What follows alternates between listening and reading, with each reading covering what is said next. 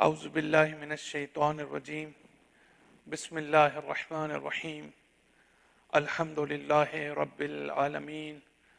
والصلاة والسلام علی اہل بیتہ الطیبین الطاہرین المعصومین اما بعد فقد قال الحکیم فی کتابہ المجید وفرقانہ الحمید بسم اللہ الرحمن الرحیم انا انزلناہ فی لیلۃ المبارکۃ انا کنا منذرین فیہا یفرق کل امر حکیم۔ عزیزان محترم، آج چونکہ شب قدر ہے اور نہایت اہم اور بابرکت رات ہے، اور بہت سی روایات کے حوالے سے اگر ہم دیکھیں تو آج کی رات جو ہے کافی زیادہ اس بات کا امکان ہے روایات کے مطابق کہ آج ہی کی جو رات ہے وہ قدر کی رات ہے اور شب قدر ہو۔ لہٰذا اس کی اہمیت، اس کی فضیلت اور اس کی عظمت کے پیش نظر میں چاہوں گا کہ آج کا جو ہمارا سیشن ہے وہ شب قدر کی اہمیت اور فضیلت، اور بالخصوص یہ کہ بعض ایسے پہلو ہیں کہ اس شب کے اعمال شروع کرنے سے پہلے ہمارے لیے ضروری ہے کہ ہم ان کی طرف توجہ کریں اور ان کو خاص طور پر سمجھنے کی کوشش کریں۔ تو اس لحاظ سے میں چاہوں گا کہ آج ہم جو ہے وہ شب قدر کے حوالے سے نسبتاً بعض پہلوؤں کے حوالے سے زیادہ تفصیل کے ساتھ جو ہے گفتگو کریں۔ قرآن مجید کی جس آیت کی میں نے تلاوت کی ہے سورہ دخان، کہ اس سورہ کا پڑھنا آج اعمال کا حصہ بھی ہے اور بہت زیادہ فضیلت ہے کہ ہم آج کی رات سورہ دخان جو ہے اس کی تلاوت کریں، جہاں سورہ عنکبوت اور سورہ روم کے بارے میں کہا گیا ہے۔ اللہ تعالیٰ فرماتا ہے انا انزلناہ فی لیلۃ المبارکۃ، ہم نے اس کتاب کو ایک مبارک رات میں نازل کیا، اور انا کنا منذرین، اور ہم جو ہیں وہ لوگوں کو وارن کرنے والے ہیں، خبردار کرنے والے ہیں۔ فیہا یفرق کل امر حکیم، اور یہ وہ رات ہے کہ جب اللہ تعالیٰ جو ہے وہ اپنے امر کو، کہ جو فرم ہے، جو مضبوط ہے اور حکیمانہ بھی ہے، اللہ تعالیٰ اس امر حکیم میں سے اس دنیا میں چیزوں کو جدا جدا کر کے جو ہے وہ نازل کرے گا۔ تو فرق کا تعلق جو ہے وہ جدا کرنے سے ہے، یعنی تفریق سے ہے۔ تو اس لحاظ سے چیزوں کا تفصیل دینا، یعنی ان کا تفصیل کے اندر آنا، ان کا جدا ہونا ایک ایسی جگہ سے کہ جو اللہ تعالیٰ کا امر ہے، جو حکیم ہے، جو ایک ایسی صورت ہے اللہ تعالیٰ کے امر کی کہ جس میں جو خصوصیات ہیں وہ سامنے نہیں آتی، جس میں جو حالات ہیں وہ سامنے نہیں آتے، بلکہ وہ ایک انڈسٹنگوشڈ فارم میں جو ہے ایک ریالٹی ہے، اور اسی ریالٹی میں سے اللہ تعالیٰ جو ہے وہ آج کی رات چیزوں کو جو ہے تفصیل کے ساتھ نازل کرے گا۔ قرآن مجید بھی اسی بیسیکلی کانٹیکسٹ میں ہے کہ اللہ تعالیٰ جب قرآن کو نازل کرتا ہے تو قرآن کی اپنی ایک حقیقت ہے جو ام الکتاب کی صورت میں لعلی حکیم اللہ تعالیٰ کے پاس موجود ہے، اور اسی لوح محفوظ یا وہی ام الکتاب جو ہے اسی کو اللہ تعالیٰ پھر اس دنیا میں بھیجتا ہے، لیکن اس کے ساتھ جو ہے وہ اس میں اس کو تفصیل دینا، اس کو جدا جدا کرنا، اس کو الگ الگ کرنا، اس کو مختلف آیتوں میں تقسیم کرنا، اس کو مختلف صورتوں میں تقسیم کرنا، اس کو تدریجاً جو ہے وہ نازل کرنا، یہ ساری چیزیں بھی دراصل اسی ڈیسٹنی اور اسی میجرمنٹ کہ جو آج کی رات کی اوورآل خصوصیت ہے، اسی میں اللہ تعالیٰ کا ارادہ جو ہے وہ شامل حال ہے کہ قرآن کا نزول تفصیل کے ساتھ اس دنیا میں وہ بھی شب قدر کی طرح سے جو ہے ایک ڈیوائن پلان اور ڈیوائن ٹریڈیشن کا جو ہے وہ حصہ ہے۔ انشاءاللہ جیسا کہ میں نے شروع میں کہا کہ یہ بہت ضروری ہے ہمارے لیے کہ شب قدر کے داخل ہونے سے پہلے، شب قدر کے میں داخل ہونے سے پہلے ہم جو ہے اپنی معرفت کے ساتھ اور اپنی آگاہی کے ساتھ ہم اس شب کا آغاز کریں، تاکہ ہمیں معلوم ہو کہ ہماری ذمہ داریاں کیا ہیں اور ہماری رسپانسبلٹیز جو ہیں وہ کیا ہیں اس سلسلے میں۔ تو سب سے پہلا ایشو جو بہت امپورٹنٹ ہے اور وہ یہ ہے کہ جب انسان استغفار کی رات ہے، استغفر اللہ ربی واتوب الیہ، ہم 70 مرتبہ 100 مرتبہ اس رات میں کہتے ہیں، تو یہ استغفار کا تعلق جو ہے وہ اس سے پہلے اس بات سے ہے کہ ہم اپنا احتساب کریں، اپنا محاسبہ کریں اور اپنے آپ کو اکاؤنٹیبل ٹھہرائیں۔ اگر ہم جو ہے استغفار کرنے سے پہلے، توبہ کرنے سے پہلے، طلب مغفرت سے پہلے اگر ہم جو ہیں وہ اپنے اعمال کو ریویو نہیں کرتے، اپنے ماضی کو ہم اسیس نہیں کرتے اور ہم جو ہے اپنے آپ کو اکاؤنٹیبل نہیں ٹھہراتے، تو اس کا مطلب یہ ہے کہ شب قدر میں جو سب سے اس کی بڑی روح ہے وہ یہی ہے کہ ہم زیادہ سے زیادہ طلب مغفرت کریں۔ لیکن طلب مغفرت اس وقت تک نہیں ہو سکتی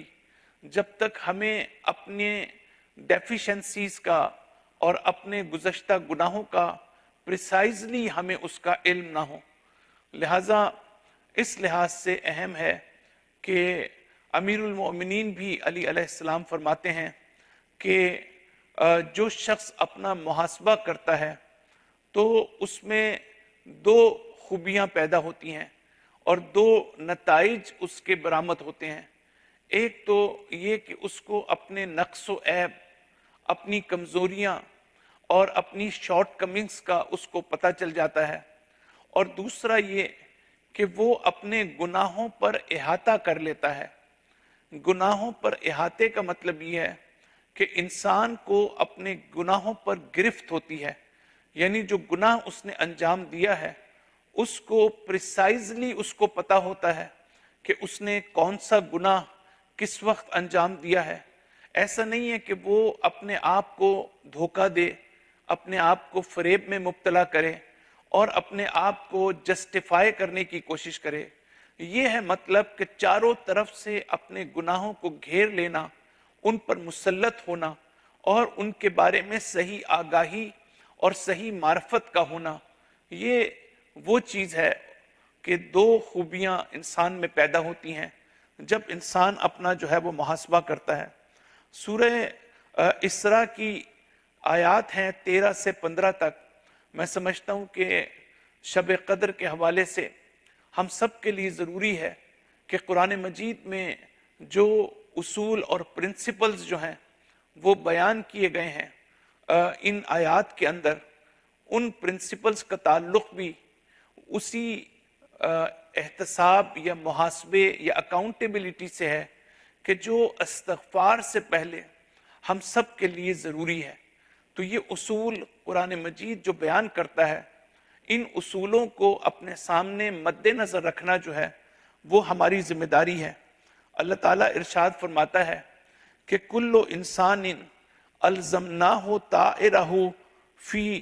عنقہ، کہ ہر انسان کی گردن میں اس کا عمل جو ہے وہ ہوگا، یعنی وہ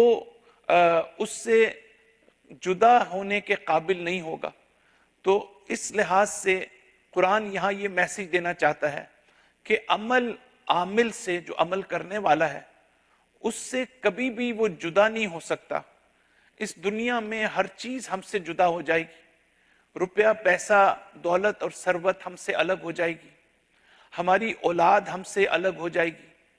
ہماری جو پوزیشنز تھیں، ہمارے جو مقامات تھے، ہماری جو طاقت تھی، سب چیزیں یہ ہمارے سے جو دنیاوی چیزیں ہیں یہ ہم سے الگ ہو جائیں گی، لیکن جو ہمارا عمل ہے وہ ہمارے ساتھ رہے گا، وہ قبر کی منزل میں بھی ہمارے ساتھ ہوگا، اور وہ قیامت میں بھی ہمارے ساتھ ہوگا، وہ قبر میں بھی ہماری مدد کرے گا اور آخرت میں بھی وہ ہماری مدد کرے گا۔ وہ قبر میں بھی اگر اچھا عمل ہوگا تو وہ ایک نور کی شکل میں، ایک نورانی حیثیت میں وہ ہمیں منور کرے گا، ہمیں نجات دے گا مشکلات سے اور مصائب سے، اور آخرت میں بھی ہمیں جو ہے وہ عذاب سے نجات دینے میں ہمارا عمل بنیادی کردار جو ہے وہ ادا کرے گا۔ تو قرآن یہ کہتا ہے کلو انسان الزمناہ طائرہ فی عنقہ، کہ یہ جو عمل ہے اس کو آپ کی گردن میں لٹکا دیا جائے گا۔ یہ ایک قسم کا محاورہ ہے جو قرآن نے استعمال کیا ہے، ابھی میں اس کی تفصیل میں نہیں جانا چاہتا، لیکن جو قرآن کا مین میسج ہے وہ یہ ہے کہ جو انسان کی سعادت ہے اور جو انسان کی شقاوت ہے، جو انسان کی پراسپیرٹی ہے، اور جو انسان کی جس کو ہم کہتے ہیں اس کا میزریبل ہونا یا اس کا جو ہے انبلیسڈ ہونا، یہ چیز جو ہے وہ انسان کے اپنے ساتھ ہے۔ یعنی جو خیر اور شر انسان نے اپنی زندگی میں انجام دیا ہے اس کی برگشت خود انسان کی طرف ہوگی۔ اگر میں نے کوئی اچھا کام کیا ہے تو وہ اچھا کام جو ہے وہ اس کا فائدہ مجھ کو پہنچے گا، اگر میں نے کوئی برا کام کیا ہے تو اس کا نقصان مجھ کو پہنچے گا۔ تو قرآن یہ کہنا چاہتا ہے کہ لیس الانسان الا ما سعی، کہ انسان کے لیے وہی کچھ ہے جو اس نے محنت کی ہے، جو اس نے کوشش کی ہے۔ اگر خیر کا کام کیا ہے تو خیر پہنچے گا، اگر شر کا کام کیا ہے تو شر پہنچے گا۔ پھر اس کے بعد والی آیت یہ ہے کہ یعنی اس میں بھی جو میں نے بیان کیا کہ اصل چیز انسان کا اختیار اور انسان کا ارادہ ہے۔ پھر اس کے بعد والی آیت میں اللہ تعالیٰ ارشاد فرماتا ہے کہ اقرا کتابک کفا بنفسک الیوم علیک حسیبا، کہ تم اپنی جو نامہ اعمال ہے، جو اپنی کتاب ہے،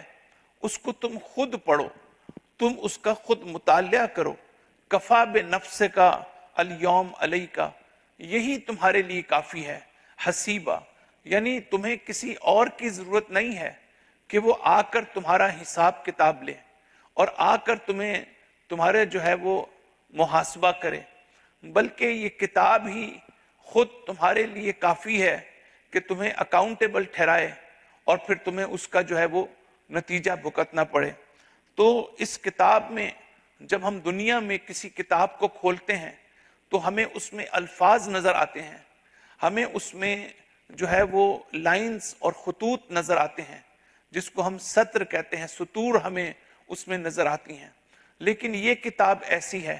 کہ جس میں ہمیں الفاظ نظر نہیں آئیں گے اور جس میں ہمیں جو ہے خطوط نظر نہیں آئیں گے، بلکہ جب ہم اس کتاب کو کھولیں گے تو ہمیں اس میں اپنا عمل نظر آئے گا، تو ہم اپنا عمل اس کتاب کے اندر دیں گے۔ تو جیسے آپ کو معلوم ہے نا کہ آج کل کی دنیا میں اس مسئلے کو سمجھنا زیادہ آسان ہے، اور وہ یہ کہ اگر فرض کرتے ہیں کہ آپ سے کوئی یہ آ کر کہتا ہے کہ آپ نے فلاں وقت پر جو ہے یہ قانون آپ نے توڑا تھا اور یہ آپ نے غلط کام کیا تھا، تو اگر آپ اس کو ڈینائی کرتے ہیں تو آپ کے سامنے آپ کی فلم رکھ دی جاتی ہے، آپ کا ویڈیو کلپ رکھ دیا جاتا ہے کہ جس کے بعد جس کو دیکھ کر آپ کسی صورت میں بھی اس کا انکار نہیں کر سکتے ہیں، اس لیے کہ جو ایویڈنس ہے، جو شہادت ہے، وہ آپ کے سامنے بالکل ایکچول شکل میں پیش کی جا رہی ہے۔ اسی طریقے سے جب انسان اپنے نامہ اعمال کو پڑھے گا، اس کتاب کو پڑھے گا، تو اس کتاب میں اس کو اپنا عمل نظر آئے گا، اور یہی وہ عمل ہوگا جو اس کے لیے جزا اور سزا کی شکل اختیار کر جائے گا۔ اس کے بعد قرآن مجید میں ہے کہ من اہتدی فانما یہتدی لنفسہ، اور یہ بھی اصول ہے۔ پہلا اصول ہم نے یہ پڑھا کہ انسان کا عمل اس سے کبھی جدا نہیں ہوگا، اور سعادت اور شقاوت خود اس کے ساتھ رہے گی، اور خیر و شر اسی کی طرف لوٹ کر جائے گا۔ دوسرا اصول ہم نے قرآن کا یہ پڑھا کہ ہمارے سامنے نامہ اعمال پیش کیا جائے گا، اور اس نامہ اعمال کو ہم خود دیکھیں گے تو ہم حقیقت تک پہنچ جائیں گے، اور یہی ہمارے لیے جو ہے وہ حساب کتاب ہوگا۔ کسی دوسرے کی شخص کی ضرورت نہیں ہے کہ وہ ہمارا حساب لے۔ اور تیسری چیز، من اہتدی فانما یہتدی لنفسہ، کہ جو ہدایت پاتا ہے وہ اپنی ہدایت کرتا ہے، جو اچھا کام کرتا ہے تو وہ دراصل اپنے ہی اچھے کام کا فائدہ خود اس کو پہنچتا ہے۔ تو یہ بھی ایک اصول ہے، اور پھر اس میں قرآن مجید میں یہ اصول بھی بیان کیا گیا ہے، چوتھا اصول، اور وہ ہے کہ وَتَزِرُ وَازِرَةٌ، جو ہے آپ کسی کا جو اصول ہے، کسی کا جو بوجھ ہے آپ نہیں اٹھائیں گے، یعنی کسی کا بوجھ آپ قیامت کے دن نہیں اٹھائیں گے، اس لیے کہ جو کام آپ نے کیا ہے، جو گناہ آپ نے کیا ہے، اس کو خود آپ کو اس کا بوجھ اٹھانا پڑے گا، اور کوئی اور جو ہے اس کا برڈن وہ آپ کے لیے نہیں اٹھائے گا۔ تو اس لحاظ سے بہت ضروری ہے کہ ہم ان 3 یا 4 اصولوں کو آج کی رات اپنی نگاہوں میں رکھیں، اور اس معرفت کے ساتھ ہم شب قدر میں اپنے اعمال شروع کریں۔ انشاءاللہ اللہ تعالیٰ اپنے حبیب کے صدقے میں ہماری دعاؤں کو آج کی رات اللہ تعالیٰ قبول فرمائے گا، اور اللہ تعالیٰ نے خود بھی وعدہ کیا ہے ان تمام راتوں میں، اور بار بار اللہ تعالیٰ ماہ مبارک رمضان کی راتوں میں اللہ تعالیٰ یہ آواز لگاتا ہے کہ ہے کوئی کہ جو مجھ سے مغفرت طلب کرے کہ میں اس کو معاف کر دوں۔ تو مغفرت کے لیے ان اصولوں کا جاننا ضروری ہے کہ انسان کو اپنے بارے میں علم ہو کہ اس نے ماضی میں کون سی چیزیں ایسی ہیں کہ جس کے لیے اس کو استغفار کرنے کی ضرورت ہے، اور پھر ان 2 چیزوں کو سمجھنا بھی میں سمجھتا ہوں ضروری ہے۔ ایک تو استغفار ہے اور ایک توبہ ہے، اور دونوں میں ایک باریک سا فرق ہے کہ توبہ اور چیز ہے اور استغفار اور ہے۔ جب ہم اللہ تعالیٰ سے مغفرت طلب کرتے ہیں تو اس کا مطلب یہ ہوتا ہے کہ ہم اللہ تعالیٰ سے تقاضا کرتے ہیں کہ پروردگارہ وہ غلطیاں اور وہ گناہ جو ہم نے کیے، پروردگارہ ان کو واش آؤٹ کر دے، ان کو دھو دے ان گناہوں کو۔ اور بالکل اسی طریقے سے کہ جس طرح انسان کہ جب کپڑے جو ہیں وہ میلے ہو جاتے ہیں اور وہ نئے اور صاف ستھرے کپڑے پہننا چاہتا ہے تو وہ پہلے شاور لیتا ہے تاکہ اپنے آپ کو پاک صاف کر سکے، اس کے بعد وہ نئے کپڑے جو ہے وہ پہنتا ہے۔ استغفار بھی بالکل اسی طریقے سے ہے کہ پہلے انسان اپنے نفس کو اور اپنے قلب کو پہلے انسان جو ہے وہ گناہ سے دھوئے اور پاک کرے، اور اس کے بعد جو ہے وہ اپنے آپ کو جو الہی اور اخلاقی جو کمالات ہیں، جو اخلاقی صفات ہیں، پھر انسان خود کو ان سے مزین کرے اور خود سے ان کو آراستہ کرے۔ تو آپ نے دیکھا کہ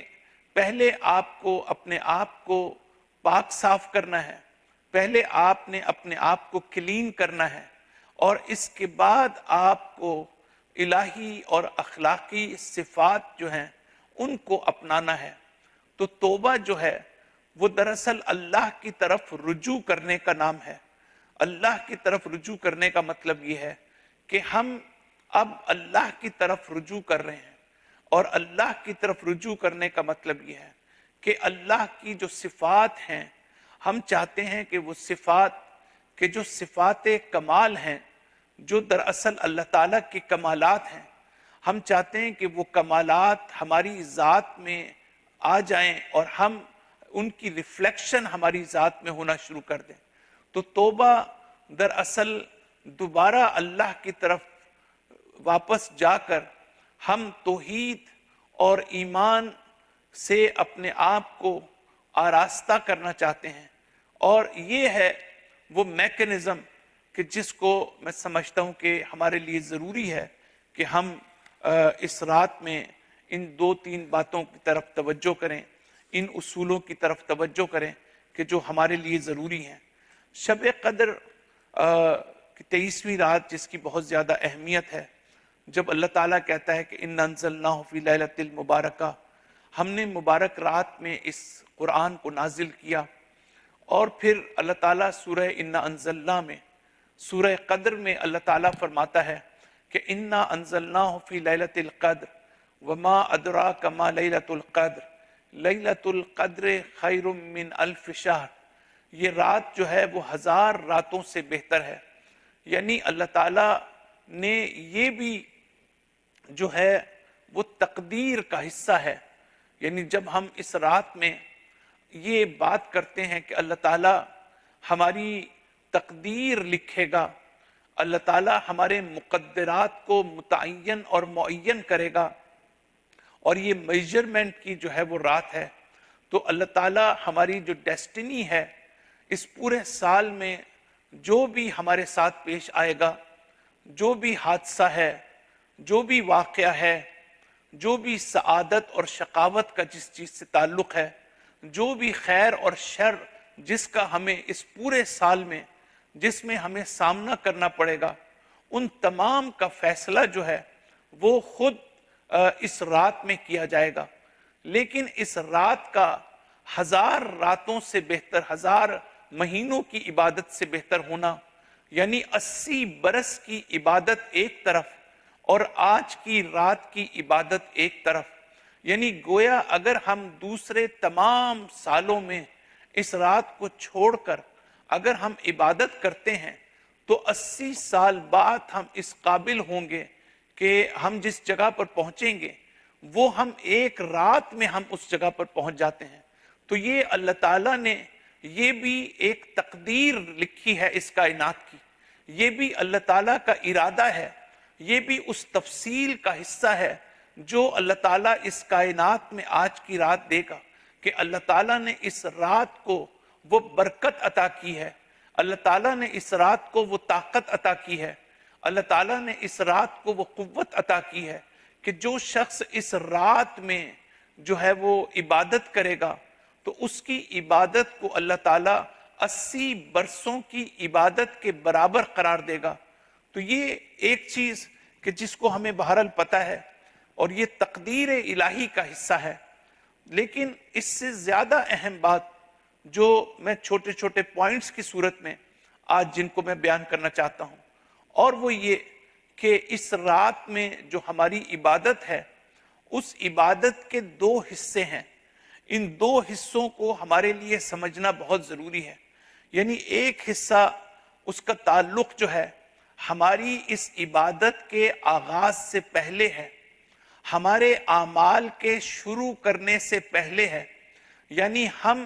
جب عبادت کرتے ہیں تو ایک اس کا جو ڈیمنشن ہے وہ یہ ہے کہ ہمارا اخلاص کا لیول کیا ہے، ہمارا خلوص کتنا ہے، ہماری نیت کی نوعیت کیا ہے، اور ہماری روح کی طہارت اور پاکیزگی کا لیول جو ہے وہ کیا ہے. تو اس کا مطلب یہ ہوا کہ ہماری اپنی جو اسپریچول کنڈیشن ہے وہ خود آج کی رات کی عبادت کے لیے جو ہے وہ ڈیسائزو رول پلے کرتی ہے اور اہم کردار ادا کرتی ہے کہ ہم کس نیت کے ساتھ، کس اخلاص کے ساتھ، کس کمٹمنٹ کے ساتھ، کس عہد و پیمان کے ساتھ ہم اللہ تعالیٰ سے عہد و پیمان کرتے ہیں کہ ہم کیا آئندہ سال میں کرنا چاہتے ہیں. تو یہ اخلاص ہمارے لیے امپورٹنٹ ہے. جب ہم تاریخ میں یہ دیکھتے ہیں، جب یہ روایت ہمارے سامنے آتی ہے کہ ضربت علی ابن ابی طالب یوم الخندق افضل من عبادت الثقلین، کہ علی کی یوم خندق کی جو ضربت ہے وہ یوم جو ثقلین ہے، جن و انس کی عبادت سے بہتر تھی، تو یہاں پر اس سے پہلے کہ علی عمرو ابن عبد ود کو قتل کرتے، اس سے پہلے علی عبادت کے ایک درجے پر فائز تھے، روحانیت اور معنویت کے، اخلاص کے اور خلوص کے اور نیت کے اور طہارت نفس کے ایک درجے پر فائز تھے۔ چونکہ اس درجے پر فائز تھے، لہٰذا آپ کی ضربت کو ثقلین کی عبادت سے بڑھ کر قرار دیا گیا۔ تو اس میں جو رول پلے کیا، جہاں پر خود اس عمل کی اہمیت تھی کہ عمرو ابن عبد ود کو اگر علی ابن ابی طالب اگر اس وقت قتل نہ کرتے تو تاریخ یہ بتاتی ہے کہ یہ اتنا بڑا پہلوان اور اتنا بڑا طاقتور تھا کہ یہ پھر سب کو تو قتل کرتا اور پھر اس کے نتیجے میں اسلام باقی نہ رہتا۔ علی نے اسلام کی حفاظت فرمائی اپنے اس عمل کے ذریعے سے، لیکن اس عمل کی جو کوالٹی میں اضافہ ہوا، جو کیفیت میں اضافہ ہوا، وہ دو چیزیں تھیں جو اس عمل سے پہلے علی کی ذات میں موجود تھیں، اور وہ تھی علی کا خلوص اور علی کی معرفت۔ خلوص اس لحاظ سے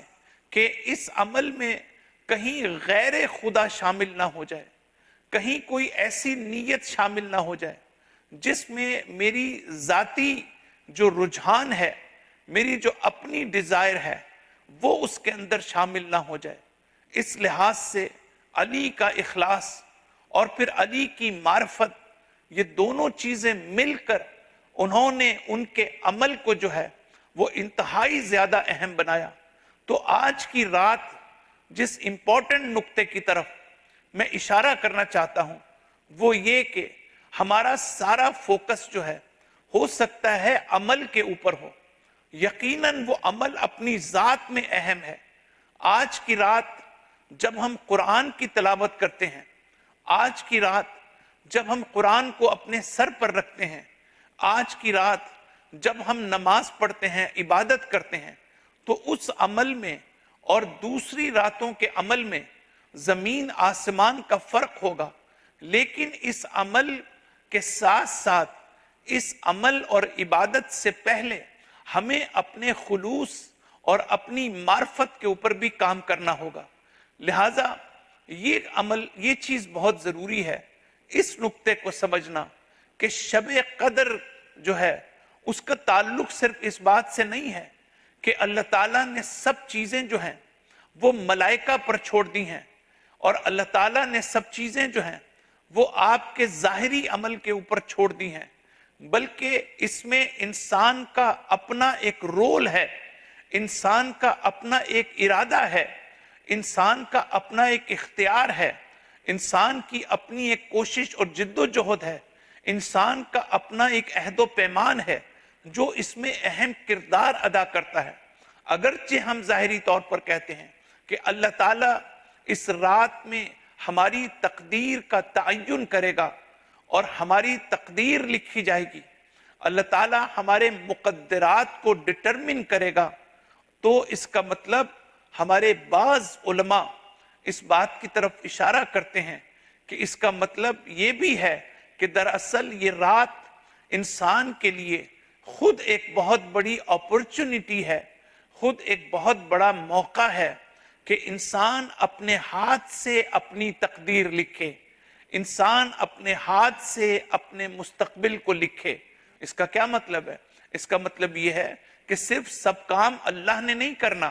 سب کام ملائکہ نے نہیں کرنا، سب کام جو ہے وہ قرآن نے اور انبیاء اور ائمہ نے نہیں کرنا، بلکہ جو کام ہمارے کرنے کا ہے ہمیں اس کام کو بھی اپنی ذات میں جو ہے اس کو انجام دینا ہے۔ لہٰذا یہ بہت ضروری ہے کہ ہم اس بات کو بھی سمجھیں کہ اس رات میں جب یہ کہا گیا ہے کہ اس رات میں اللہ تعالیٰ جو ہے ہمارے رزق کو متعین کرے گا کہ پورے سال میں جو میرے لیے پروویژن ہے، جو مجھے رزق ملے گا، وہ مجھے رزق کتنا ملے گا اور مجھے اس کی مقدار کتنی ہوگی، اللہ تعالیٰ اس کا تعین بھی آج کی رات کرے گا، لیکن جو چیز ہمارے سمجھنے کی ہے وہ یہ ہے کہ رزق دو قسم کا ہوتا ہے۔ جب رزق کا لفظ آتا ہے تو ہمارے ذہن میں یہ دنیا اور دنیا کے وسائل اور دولت و ثروت اور کھانا پینا، یہ چیزیں ہمارے سامنے آتی ہیں۔ یعنی مجھے رزق ملے گا، یعنی مجھے بہترین کھانے کو ملے گا، مجھے بہترین دولت ملے گی، مجھے بہترین گھر ملے گا، مجھے بہترین گاڑی ملے گی۔ ہم سمجھتے ہیں کہ رزق کا مطلب یہ ہے، جبکہ قرآن کی اصطلاح میں جو ہے وہ رزق جو ہے وہ اسپریچول رزق بھی ہے، وہ معنوی رزق بھی ہے۔ قرآن میں نبوت کو رزق قرار دیا گیا ہے، امامت بھی ایک رزق ہے، ولایت بھی جو ہے وہ ایک رزق ہے۔ رزقنی منہ رزقا حسنا، حضرت شعیب علیہ السلام سے یہ نقل ہے کہ آپ یہ فرماتے ہیں کہ مجھے رزق حسنا مجھے دیا گیا، یعنی نبوت کی طرف اشارہ ہے۔ تو علم جو ہے وہ بھی ایک رزق ہے، اور عقل جو ہے وہ بھی ایک رزق ہے۔ اس کا مطلب یہ ہے کہ جب نبوت بھی رزق ہے، جب امامت بھی رزق ہے، جب ولایت بھی رزق ہے، جب علم بھی رزق ہے، جب عقل بھی رزق ہے، تو اس کا مطلب یہ ہے کہ اللہ آج کی رات کو ہمارے لیے یہ بھی معین کرے گا کہ اس پورے سال میں نبوت کے ساتھ ہمارا رابطہ کیسا ہوگا، ہمارے نبی کے ساتھ ہمارا رابطہ کیسا ہوگا، ہمارے خدا کے ساتھ ہمارا رابطہ کیسا ہوگا، ہمارے امام اور ولی خدا کے ساتھ ہمارا رابطہ کیسا ہوگا، ولایت کے ساتھ ہمارا رابطہ کیسا ہوگا۔ اور پھر جہاں تک علم کا تعلق ہے، جہاں تک نالج کا تعلق ہے، اس پورے برس میں، پورے سال میں، آیا ہم نالج کی طرف جائیں گے، آیا ہم علم کی طرف جائیں گے، یا ہم جہالت کی طرف جائیں گے اور اگنورنس کی طرف جائیں گے؟ آیا ہم عقل و منطق کی طرف جائیں گے یا ہم جہالت کی طرف جائیں گے؟ یہ بھی اس رات کے اندر جو ہے اللہ تعالیٰ اس کو ڈٹرمن کرے گا۔ قرآن مجید میں ہے کہ ثم لتسألن یومئذ عن النعیم، کہ قیامت کے دن اس کے بعد تم سے ان نعمتوں کے بارے میں سوالات کیے جائیں گے کہ جو تمہیں اس دنیا میں ملی ہیں۔ ہمارے 8ویں امام رضا علیہ السلام یہ فرماتے ہیں کہ اس سے مراد نعمت ولایت ہے، یعنی جو ولایت کی نعمت ہے، ہم نے اس نعمت کو جو ہے وہ کس طرح سے ہم نے اس نعمت کو استعمال کیا ہے، اور ہمارا اس نعمت سے رابطہ کیا ہے۔ تو اس لحاظ سے جو ہے وہ ہمارے لیے اس مسئلے کو آج کی رات سمجھنا بہت ضروری ہے۔ اور پھر یہ بات بھی کہ قرآن مجید میں ارشاد ہوتا ہے کہ مثل الذین ينفقون اموالهم ابتغاء مرضات اللہ وتثبیتا من انفسهم، کہ جو لوگ راہ خدا میں جو انفاق کرتے ہیں، جو غریبوں کی مدد کرتے ہیں، اللہ کے راستے میں خرچ کرتے ہیں، اور اللہ کی رضا کے لیے، اللہ کی خوشنودی کے لیے، تو تثبیتا من انفسهم، یہ بڑا اہم پوائنٹ ہے اس آیت کے اندر کہ جس کو میں ریلیٹ کرنا چاہتا ہوں، اور وہ یہ کہ انسان جو بھی نیک کام کرتا ہے، قرآن یہ کہتا ہے دوسروں کو تو مدد کرتا ہی ہے۔ جب آپ زکوٰۃ دیتے ہیں، جب آپ خمس دیتے ہیں، جب آپ صدقہ دیتے ہیں،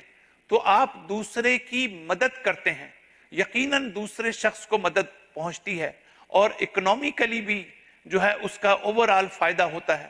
لیکن سب سے پہلے آپ دوسرے کی مدد بعد میں کرتے ہیں،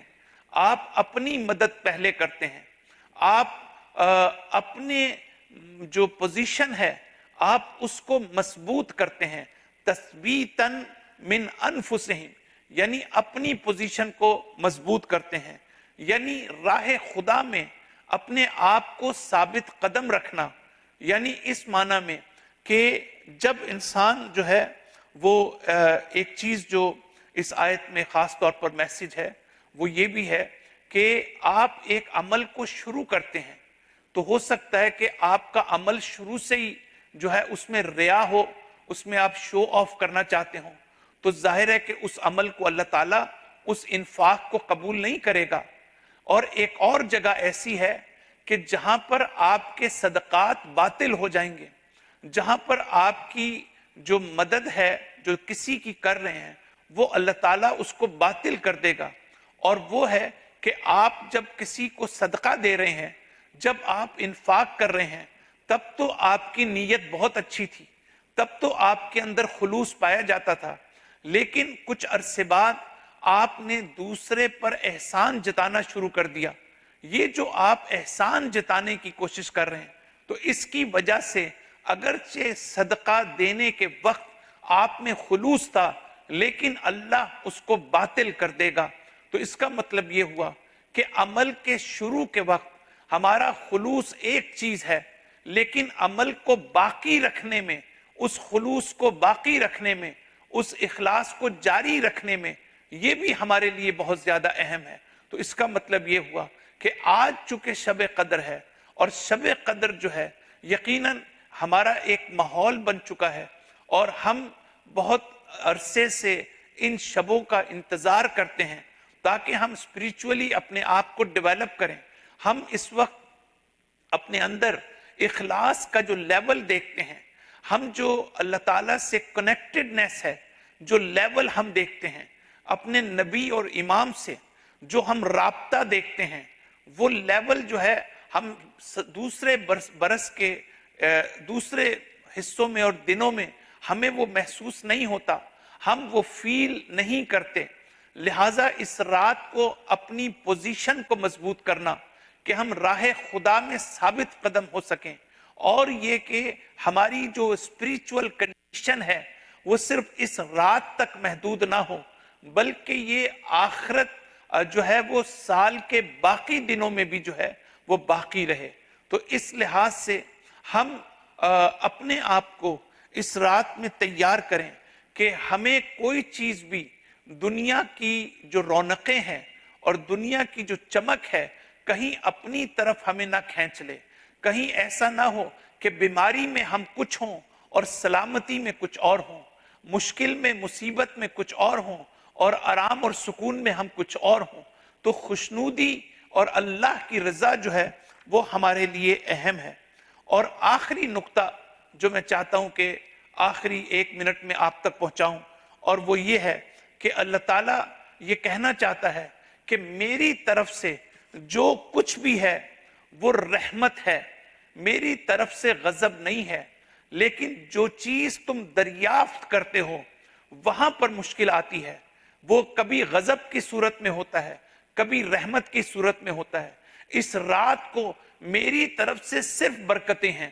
میری طرف سے صرف رحمتیں ہیں، لیکن یہ برکتیں اور یہ رحمتیں جو ہیں ہر ایک کے اپنے ذاتی اختلاف، اپنے فرق اور ذاتی استعداد اور ذاتی قابلیت اور ذاتی کیپیسٹی جو ہے اس کے مطابق ہوگا۔ جب بارش کا وقت ہوتا ہے تو بارش جو ہے اپنی ذات میں رحمت ہے، لیکن جہاں پر بارش پڑتی ہے اس کا تعلق اس بات سے ہے کہ بارش کا اثر کیا ہو۔ جب سورج کی روشنی کسی خوبصورت جگہ پر پڑتی ہے تو وہ خوبصورتی نمایاں ہو جاتی ہے، اور جب کسی بدصورت جگہ پر پڑتی ہے تو اس کی بدصورتی نمایاں ہو جاتی ہے۔ اس میں سورج کی روشنی کا قصور نہیں ہے، بلکہ اس جگہ کا قصور ہے کہ جس کو وہ روشن کر دیتی ہے۔ اسی طرح اللہ تعالیٰ کہتا ہے کہ میری طرف سے انتقام نہیں ہے، میری طرف سے عذاب نہیں ہے، میری طرف سے صرف رحمت ہے، میری طرف سے صرف لطف و کرم ہے، میری طرف سے صرف برکتیں ہیں، لیکن فرق تمہارے اندر ہے کہ تم اس کو کس طرح پرسیو کرتے ہو اور تم اس کو کس طرح ریسیو کرتے ہو۔ انشاءاللہ اللہ تعالیٰ ہم سب کو توفیق دے کہ آج کی رات ہم زیادہ سے زیادہ عبادت کر سکیں۔ اللہ تعالیٰ ہمارے گناہوں کو معاف فرمائے اور ہماری دعاؤں کو اور ہماری حاجات کو قبول فرمائے۔ وصلی اللہ علی محمد وعلی آلہ الطیبین الطاہرین المعصومین۔